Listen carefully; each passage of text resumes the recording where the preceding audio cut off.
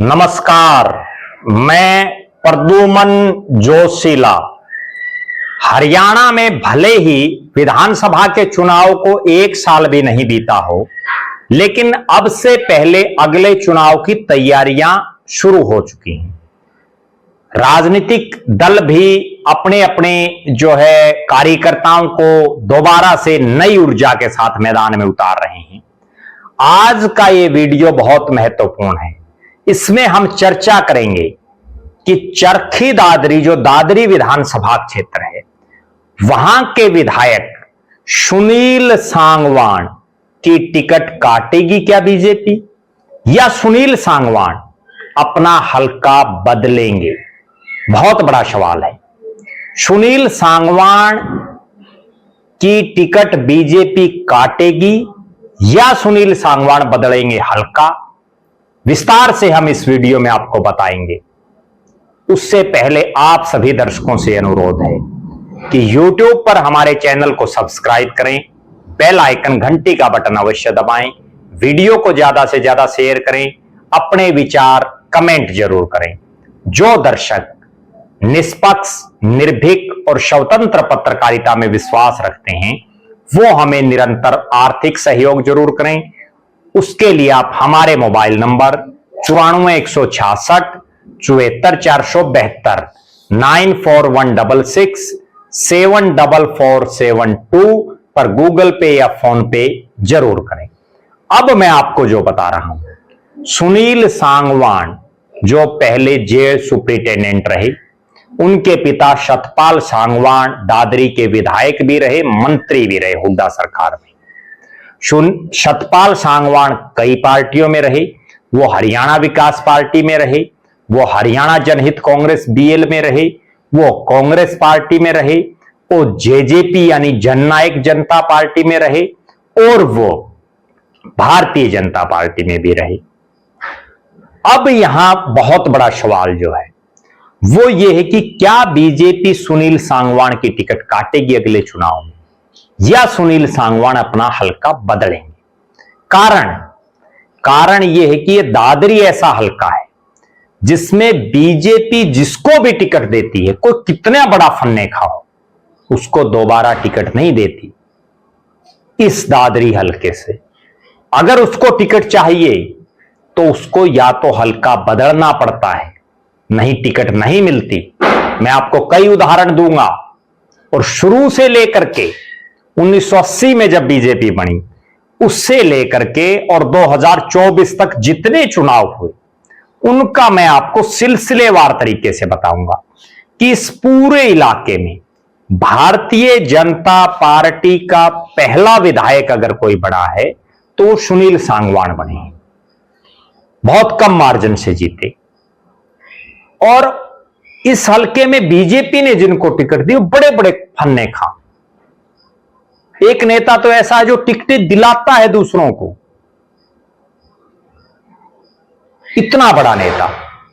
और अब आप समझिए, 2024 के चुनाव में सुनील सांगवान को टिकट मिली, विधायक बने। मनीषा सांगवान कांग्रेस की प्रत्याशी मामूली अंतर से रह गई। बीजेपी के इकलौते पहले और इकलौते विधायक इस इलाके से बने। जब उनको टिकट दी गई तो कई भाजपाई नाराज भी हुए। उन्होंने यहां तक भी कहा कि जिन्होंने वर्षों से पार्टी को सींचा है वो कहां जाएंगे। बहुत नाराजगी रही, लेकिन चूंकि बड़ा नाम था सतपाल सांगवान का, उन्होंने अपने बेटे सुनील सांगवान को टिकट दिलवा दी।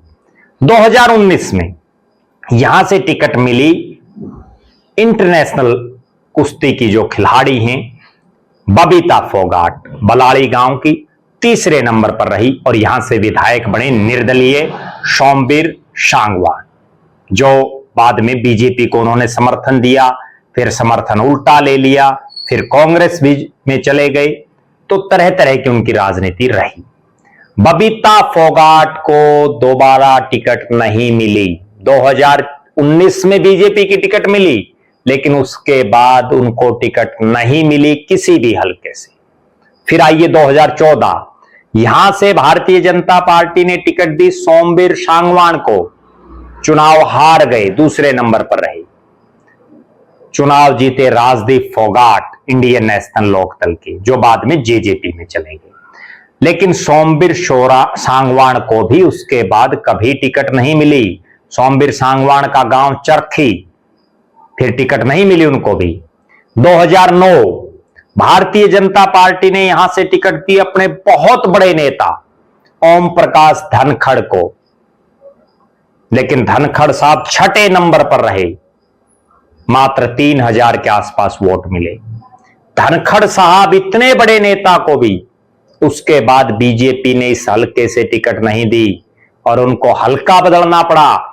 2014, 2019 और 2024 तीन चुनाव बादली से लड़ने पड़े, जिला तक बदलना पड़ा। झज्जर जिले के बादली से उन्होंने लड़ाई, ढाकला उनका मूल गांव। बादली से वो 2014 में जीते, मंत्री बने, फिर प्रदेश अध्यक्ष भी पार्टी के बने, अब राष्ट्रीय सचिव हैं। इतने बड़े नेता को भी दोबारा दादरी की तरफ मुंह नहीं करने दिया भारतीय जनता पार्टी ने। अब आ जाइए 2005 में भी यहां बलवान सांगवान को बीजेपी ने टिकट दिया, वो 5वें नंबर पर रहे। उसके बाद बलवान सांगवान को भी कभी टिकट नहीं मिला। 2000 में इनेलो और बीजेपी का समझौता था, लिहाजा ये टिकट इंडियन नेशनल लोकदल के कोटे में गई और यहां से शकुंतला ने चुनाव लड़ा, लेकिन वो हार गई। इसी तरह से 1996 में हरियाणा विकास पार्टी और भारतीय जनता पार्टी का समझौता था और टिकट गई हरियाणा विकास पार्टी के कोटे में। और यहां से जो अब मौजूदा विधायक हैं सुनील सांगवान, उनके पिता सतपाल सांगवान यहां से हवीपा के प्रत्याशी रहे। उस समय भी बीजेपी का कोई जो है कैंडिडेट इसमें खड़ा नहीं हुआ। और उससे पहले अगर हम आ जाएं 1991, यहां से ईश्वर सिंह को बीजेपी ने टिकट दिया, वो 5वें नंबर पर रहे। 1987 में चौधरी देवीलाल की पार्टी के साथ समझौता था लोकदल के साथ, लिहाजा यहां हुकम सिंह ने चुनाव लड़ा और भारतीय जनता पार्टी का कोई प्रत्याशी यहां से मैदान में नहीं था। इसी तरह से 1982 की भी अगर हम बात करें तो यहां 1982 में भी बीजेपी ने किसी प्रत्याशी को चुनावी मैदान में नहीं उतारा।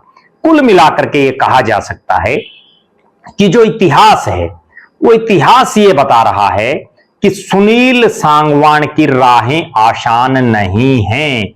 भले ही वो ये चुनाव बहुत कम मार्जिन से जीत करके प्रदेश की सबसे बड़ी पंचायत विधानसभा में पहुंच गए हों, लेकिन अगले चुनाव में उनको टिकट के लिए संघर्ष करना पड़ेगा।